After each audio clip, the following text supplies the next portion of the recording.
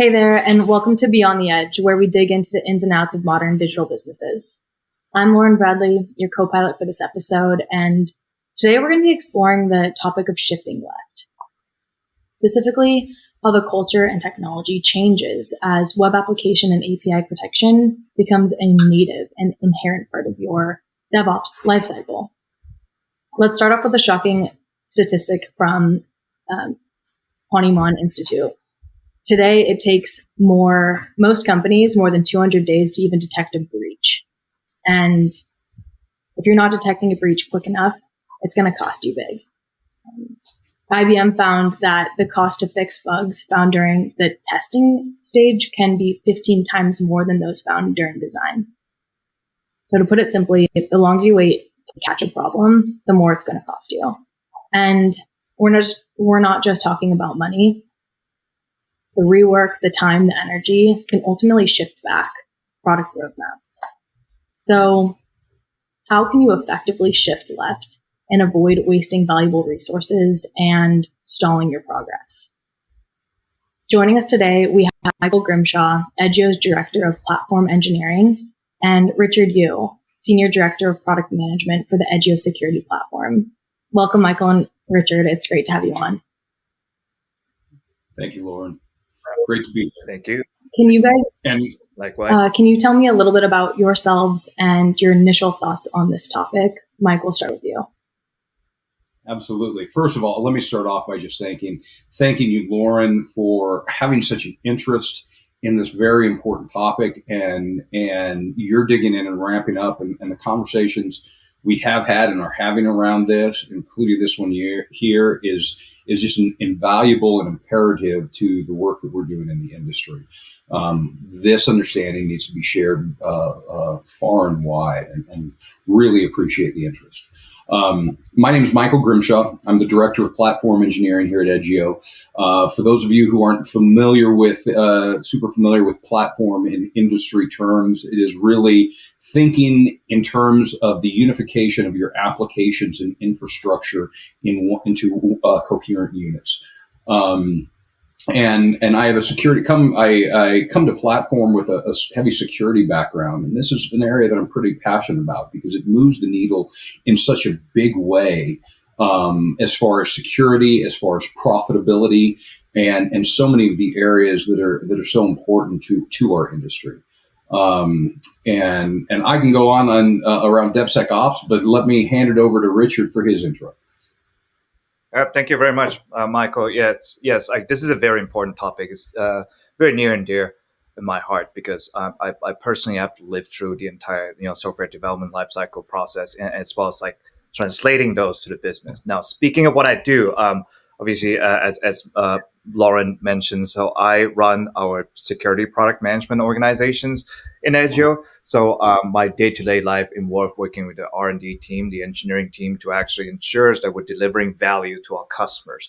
And like everything like that obviously would includes like optimizing our development practice, our secure CI/CD practice, to ensure that we are actually be able to deliver a secure product, right, that actually provides value to our customers, deliver them on time, on budgets, and ensures that we provide great experience to our customers. So my lens in this is to really look at the entire DevSecOps, from a perspective of people, process, as well as the technology, and how we can actually implement the best practice for the industry. To your point, Richard, let me steal the ball there, if you don't mind, and just I think let's just standardize on what we mean by DevSecOps and shift left, shift right.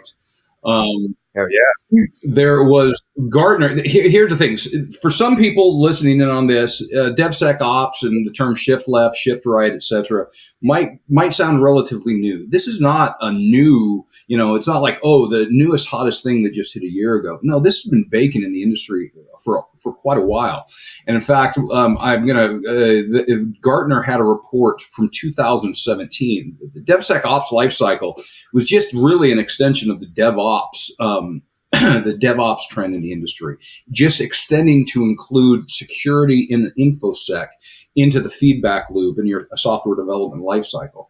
And so, like I said, Gartner was writing about this back in 2017, and it had already been a process and a movement in the industry for quite a while before that. So these aren't brand new concepts. It's just an extension of what we have been working to for years. And effectively, what DevSecOps is it takes the similar model of DevOps, in that you have a development side and really an operations side. And at the crux, it is building in all of your security needs as soon as possible. I mean, from the onset of design, build, the whole process, to where your developers on and shift left is on the development side. Excuse me. Shift right is more on the operations and observability side. We're going to focus on the shift left side here today. But it is basically baking in your testing, your scans, your validation as early, as far left, and as early in the development lifecycle, your SDLC, as possible. So, for example, one of the things that it talks about, and again, this goes back 7 years plus, is things like having security scanning your open source third-party libraries, repositories, code base, as well as the code that you write, the design, the architecture, the whole nine yards, and baking that in from the very onset. And like one of the examples that I've been giving is building in security scanning into the very IDEs that your developers use. It's just one example, and there's lots of them. So that as they're writing their code, they get immediate feedback. Oh, I just left the door open to, credential stuffing or SQL injection, and they get, just like a syntax error, they get a security error right there as they're writing the code, so they can immediately fix that, so they don't have a customer complaining about the customer or end user getting pawned, a month later. No, it's handled right there, cheapest, fastest, easiest at the onset. Yeah. Richard, you were going to say something? Oh yeah. Like I think the cost is actually very important to talk about. Everybody knows a lot of operating costs. Any organizations, it's like the development, right? The R&D process. So when it comes to cost, this is why is shifting left more important, right? Because we're putting a lot of effort in talking about the why. I'm sure we're going to go into the how later, but we want to hit home on the reason why this is so important, because we have data that according to our research shows that if you are fixing a security vulnerability that was found after you release your code in productions, costs 15 times more than when it's found in a design phase when you're doing threat modeling. Obviously, we're not saying that the early phase of the development effort would completely catch all the security vulnerability. This is why we need to implement defense in depth. But it's very important that as you look at the 8 phases, in general of the DevSecOps life cycles, from plan, code, build, test, all the way to monitor and operate, right?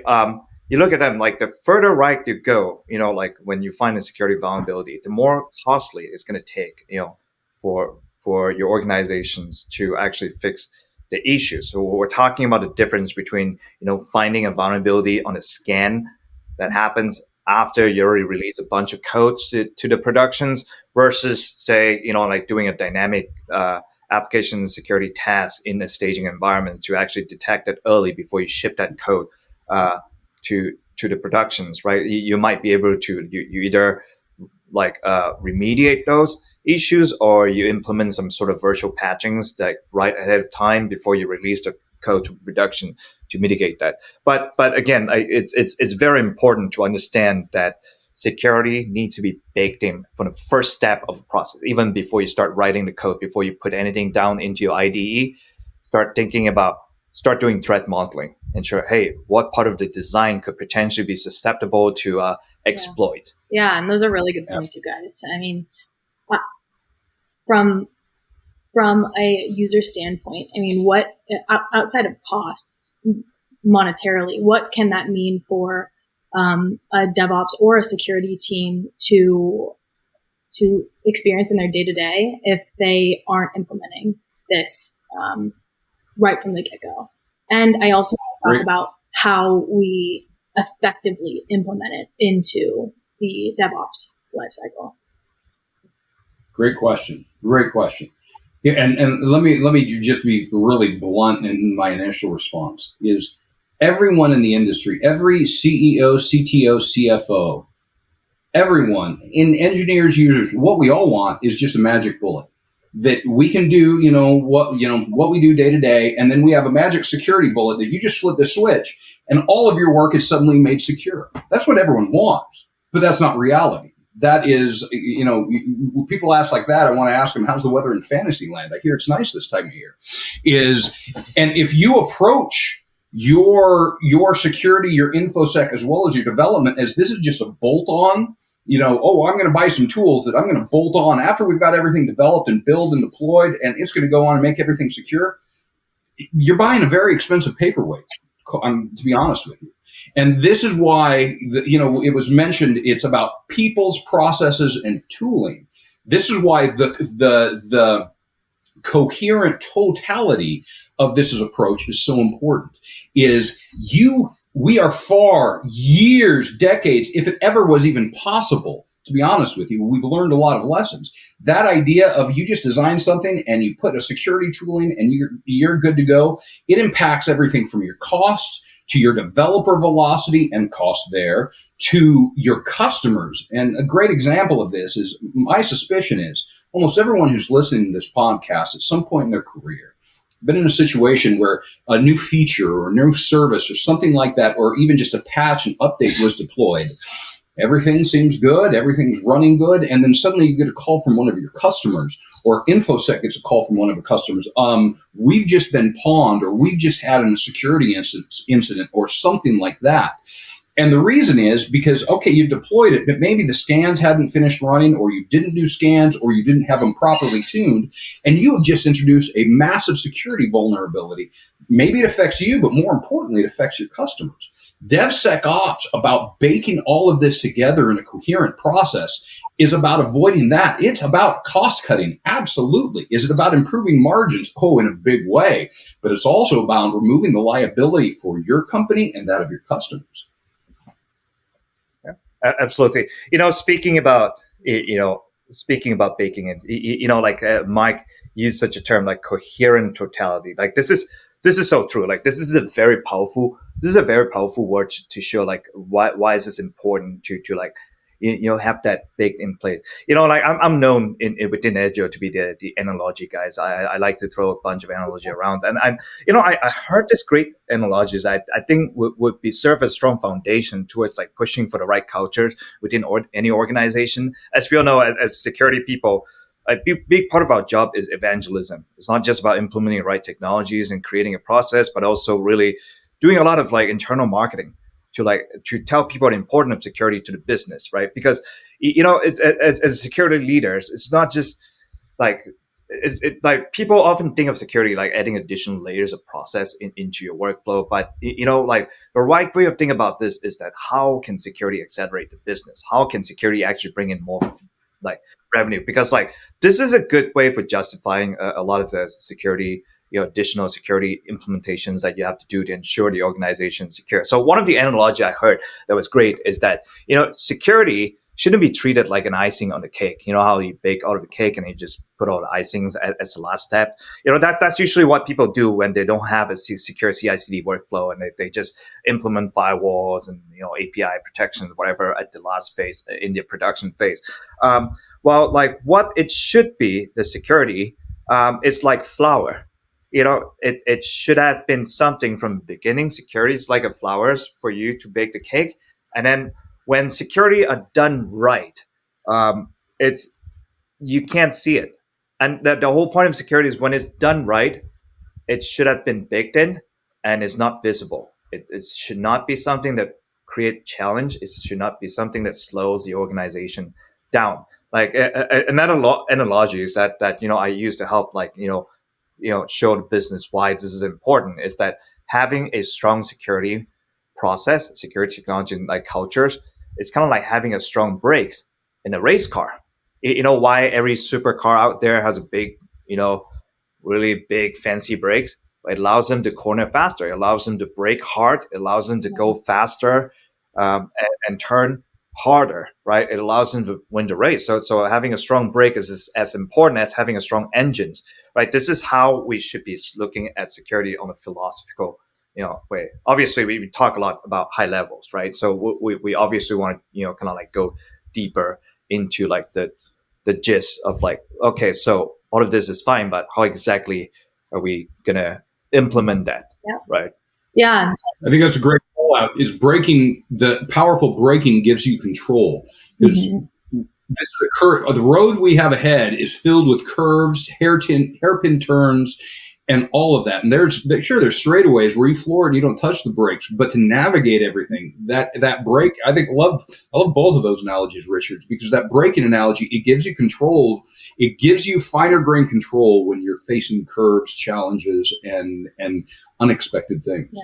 Great call. By the way, like I want to clarify, I didn't come up with that analogy. It's from this guy called Dr. Eric Koh. He runs a great podcast, so I recommend everybody to like go watch that. But yes, I find it so appropriate when explaining like the concept to the business, especially who's new to this kind of concept. And I apologize, Lauren. I didn't mean to cut you off. No worries. This is great. Richard, you talk about how you mentioned, if DevSecOps is done right, you don't see it. And obviously one of those glaring visibilities is cost. It's also siloed teams. It also feels like there's a disconnect between teams when there are these issues that arise, and why weren't they caught before? What processes, what communication wasn't taken place in order to resolve these quickly or effectively. So my question to you is, in your experience, which of, there's probably a lack of transparency. There's slow decision making. There's potential to waste resources when you have siloed teams. What problems tends to be the most problematic when teams do operate in silos, in your opinion? Yeah, I'll take this one. I think one thing that I personally experienced in my past life, right, is that and this is when when we talk about like products, like kind of planning, it's important. Is that sometimes you have a security team who's not kind of embedded within the R&D, like within the CTO organization. Sometimes in many organizations, we observe silos between security team and like the CTO organization. Is that you find that a lot of process was done after the fact. So for examples, we run into situations where we release a lot of products, release a lot of codes, because there's just not a strong kind of like communication collaborations between the security team and engineering teams. What ended up is that, organization must be compliant. Sometimes the specific examples is that you have team coming in doing the scans like once or twice a year. What's the result of those scans? Well, I'll be told, hey, Richard, we got to slow down next quarter because we just found like 100 different big and small security bugs. Like maybe like 20, like of the top 20 are like severity 1 and 2 and above. While like the rest, but you got to focus on fixing these things. And there's an SLA within the organization for you to fix. What ended up happening is that by doing that, you essentially just took my roadmap and you just throw them off to the next quarter. So by not shifting left, by not really baking this process in place, by just doing these things only on the right side, we're essentially pushing our roadmap, which is revenue generating deliverables, potentially that could help expand our business. We're gonna have like potentially move it right, so that we can actually like spend at quarters trying to like after the fact like to mitigate those issues. This is why I say, it's tremendously expensive for the organization and for the business to imagine having to shift a roadmap items up by a quarter. So all of your release schedules of your new products, features, functionalities has to be shifted right, because you didn't shift left into your practice. And some of those things like could have been improved with better collaborations between like especially application security teams within an organization and the development team. This is why like we see that many organizations are starting to have this new concept. You guys heard about HRBP, HR business partners that embedded within different business unit. There's now a concept of application security, like BP, So you're going to start hearing these terms like AppSec BP. That could become practice where you have people working almost like a semi-embedded manner of the engineering team to ensure that they provide the right guidance, tools, and processes in each step of development workflow, from say implementing software composition analysis, implementing secure IDE, implementing like the all the black and white box tests during the process, to ensure that we're able to capture some of those issues before right early in the development life cycle. And I love everything. Great question, Lauren. And I love everything you just said, Richard, because there's a cost associated with that. If someone is in a product or they hear, wait, if I shift left, I don't have to shift my roadmap right. That's music to their ears. But for like maybe CFOs or even operations or other areas of the business, you might be saying, okay, well, what's the impact of that? The impact is huge. You've just kneecapped your sales department. You have impacted your customers because you've got, especially when it comes to security, lots of customers. I know on the platform side, when I talk to my vendors, I want to know what the roadmap is because, okay, maybe I have to go to my auditors and I need to get compensating control until you release something on your roadmap. Well, if you just told me, okay, what I was expecting to be delivered in a quarter is going to be 3 quarters, I'm going to start looking at other vendors. Why? Because I have obligations to my auditors that I have to meet. And I also love, Richard, you brought up you brought up auditors and really the compliance process. That's another example here. To your point, Lauren, about where siloization can radically blow things up. If you're in the middle of a PCI, SOC, ISO, FedRAMP, any of these various compliance frameworks, and you haven't really integrated, you're still operating in a silo mentality, you're probably going to have someone who's in compliance or InfoSec talking to your auditors. They're going to have to translate that through a layer or two to the engineering side that hopefully is going to implement it intended. And then that's just to get it implemented. And then all the evidence and the scanning and everything that you need to provide back to your auditors.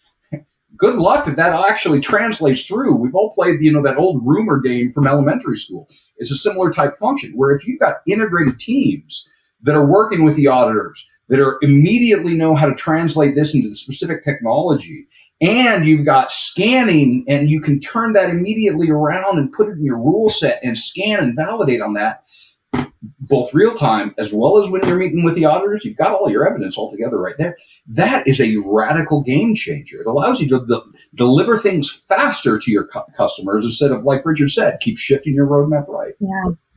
Yeah. So to be more tangible on that, how can CISOs and AppSec leaders quantify their metrics to understand cost implications or even just general success? It's funny, we talk a lot about the why, what, but let's dive deeper into the how, because I know that's what a lot of our audience for. We're not here to give you fluffy high level statements, but we're here to hopefully provides a bit of value when it comes to exactly how to implement that. So maybe we can pop out the DevSecOps chart, the nice one that we have, and then we can kind of just go through how we can optimize the steps. All right, so as you can see, traditional security testing is kind of runs in a linear fashions, right? It's kind of when we're talking about waterfall, you have plan, you have build, you have test, right? A lot of time security testing was done during the operate and monitor phase, so on the right side. So now that the new concept is, if we moved on to the next pictures, right, is that and you can find 100 different variety of this chart. When you just Google DevSecOps today, it's not like Mike said earlier. This concept has been around, 7 years, right? Some organization might not call it DevSecOps. Some organization just call it AppSec, right? So certain organization will call them a secure CI/CD pipeline. So this is a rough representation of what a secure CI/CD pipeline stands for, right? So from the start, you have on the planning phase, right?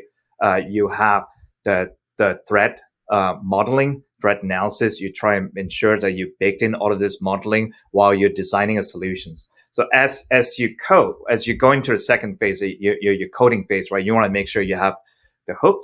You want to make sure that you have secure IDE who's able really in real time as developers writing the code to actually capture some of the issues in real time. Obviously, that's not silver bullets, right? But it's an additional layers, and we're talking about additional layers in the defense in-depth cycles. Now, so as we move further and further down the deployment process, right? Once you commit the code, right, you want to make sure you have process who's able to provide a static scan of all of your code to ensure that they check all the dependency, the supply chain, vulnerability, etc., along with software composition analysis to create a software bill of materials that show you, hey, what kind of version of software you're using, how old are they? Because, I kid you not, I just read a statistic a week or two ago.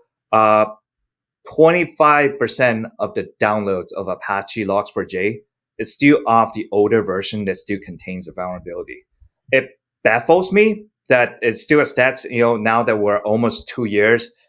I don't know, was it 2 years or 3 years from when the first Log4j 0 days vulnerability was announced back in early December?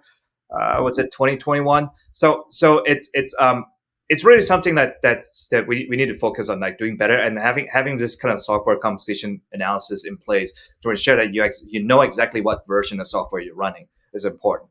So then, then we move towards like testings, right? You want to make sure you have internal tests, you have your dynamic tests, implemented to ensure that we are able to test the application that's running and see if there's any vulnerability that can be exploited. This is usually done through fuzzing. Now, what is not shown here in the traditional DevSecOps cycles, because this all looks pretty standard industry practice, right? As we move right all the way to deploy, monitor, response. Historically, you would put web application firewall, bot managers, API securities, but all of the web application API protection solutions on the response and the monitor phase, right? This is when you monitor your production traffic, you ensure that there's no exploit towards. But what do you like? It's something to consider is to actually move some of these web application API protections that you have in place, shift them left as well. Put on in this case, in the picture, it's say step 4. Put them on the testing phase. As you are doing your dynamic application security test, right? Why don't you test them through your production security mechanism? So you know actually how much of a vulnerability exists within the code, how many of those vulnerability can be mitigated. Because the important thing is that we're always trying to find ways to improve this current DevSecOps cycles by actually making development works faster. The general practice when you found a security vulnerability during DAS tests is that you basically stop the train. You go back, right? You fix the code, you re-release them, you go through the 8 steps again. But what if I tell you that perhaps there's a way for you to say, hey, let's not stop the train. Let's keep the train going. Let's release that by having a kind of like additional test with security solutions in front of step 4 will allow you to know well ahead of time what to virtual patch in the production so that you don't have to stop your train. You keep your train going, you maintain your velocity, you release the code with the virtual patch in place to mitigate the vulnerability, and then you fix them in the next cycle, which will hopefully happen very quickly. This is also one of those ways, the innovative ways that we want, educate and work with our customers to try to improve the existing CI/CD secure CI/CD workflow. I love that, Richard. I love you calling the fact of pulling this into shift left. To your point is if your game plan is, let's get this into production and then we'll worry about it, you're going to have problems. And have something that can mitigate, that can cover your backside, both through your development and deployment and operations process. I love what you called out there. And a similar analogy, I would say, would be like Chaos Monkey. Here's the thing. If you have Chaos Monkey working in production, and the only time that you're dealing with Chaos Monkey is when it is in production, you're going to have a horrible development and operational experience. You have to plan, design, and engineer for that well before it hits production. Otherwise, you're going to be in misery. Yeah. And Lauren, to answer your earlier questions, how do we measure success, right? Now that we just look at the whole DevSecOps cycle and how we can optimize them, what's best practice, right? Very quickly, right? We got to track the success. So obviously, you need to be able to quantify the success, right? So there are some of the metrics that could help if you're security leaders and you're trying to measure the success of your application security programs. One of the things that you can look at, it's also how much of the application coverage you have, right? So for example, do you have more than 95% of all of your applications or internet-facing application across your organizations covered under the same process? Do you have the same standardized process covering, right? The everything, including software composition analysis, SAS test, DAS test, like web application API protections. Do you have those things in place? So keep tracking coverage. How often do you release, and how often do you have to roll back at what phase because of the security vulnerability that you detect? And how often do you have to roll back at production phase versus how often do you have to roll back during the code commit phase where you're doing static analysis? Because obviously rolling back at productions is going to be way more expensive than like going to fix the code after a bit of static code analysis, right? The other two stats you definitely want to measure, as Lauren alluded to earlier. The industry average mean time to detect, we call it MTTD, right, and issues is 200 days. So I believe with the right process, with the right shift left process, you can drastically cut down on the mean time to detect to much shorter. So try to start putting a metrics together to detect how long does it take from the disclosure of vulnerability to you detecting those vulnerability within your organizations. And also like implement mean time to response, right? MTTR, mean time to resolve, mean time to resolutions, right? The industry average is 70 days, right? 70 days after vulnerability being found, right? Exploited.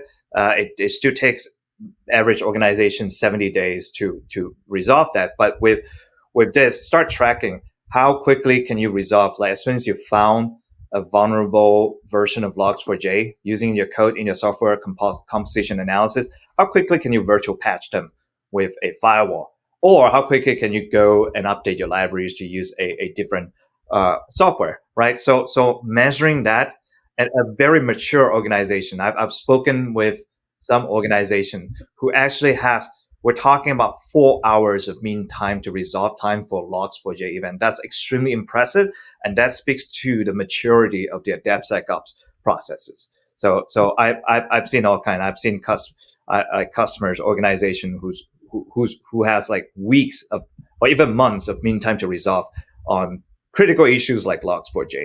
So it's very important to keep those metrics in mind as you try to improve the process as a whole. And there's some other KPIs I want to throw in here is that, like on the platform side, when you're dealing with infrastructure or in many cases, anything engineering, cost has always been an important element here.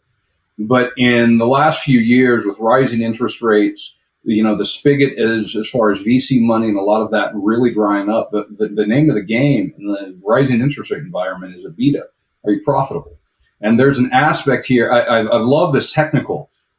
Clearly, director of platform engineering. I love the technical side, but especially in the last few years, a huge part of if you're working in platform, like I said, infrastructure and things like that, the finance aspect and clarifying and providing feedback to your CFO as well as your CTO has become imperative. And so the KPIs around cost and revenue this is a huge important aspect here as well. And I just want to call out some of the things like this is, for example, on the revenue side, if you're sitting down with a red line discussion, if you've got a customer who's looking to buy your product, you're going to go through a security red line because security is on everyone's minds. And your customers are going to want to make sure they're protected. They're going to want to minimize their risk here. And if you come to them with like the old school mentality, oh yes, we develop things and then we make sure our InfoSec scans them and all that. I've been in plenty of red line discussions and contract discussions, and that simply does not fly anymore. The level of questionnaires and questionnaires from your customer's risk department and legal department has gone to a whole other level of details in the last 5 years, let alone 10 years. And being able to have a fully integrated shift left solution, to have web application, API protection, all of this, when you are talking to other people's lawyers, this moves the needle in a big way. What does that mean? It means it allows you to close deals faster. And one of the things, if you're not practicing shift left or you're just thinking InfoSec as an add-on, I'd encourage you to go back and look at your closing ratios and where they broke down, and specifically look at the security redline discussions. Because these type of products too often are viewed as a cost center. They're not. They can unblock revenue, and they can save you a huge amount of money. Earlier in the podcast, we covered a lot of the cost savings as far as internal costs. But there's revenue and EBITDA implications here that I think is important to call out, because that's where so many eyes are in this rising interest rate world. That's an excellent point. Like I'm glad we kind of switch hats a little bit. Like put on my SDLC hats and you put on your business hat. This is great. I hope like all those things that we shared, provides a bit of value to our audience here. Yeah. Thank you both so much. I think that's a great note to end on. We have covered the importance of shifting left and how to effectively bake web application and API protection into the DevOps lifecycle. And of course, how to effectively measure success. Are there fewer false positives? What is your mean time to resolution? How quickly are you shipping software? And are you earning more revenue? All of these metrics are vital to a business's success. So I appreciate you both, Michael and Richard, for joining me today. It has truly been a pleasure. And thank you to our audience as well for joining us on Beyond the Edge. We will see you in the next episode. Thank you very much. Thanks so much. Glad to be here. Thank you.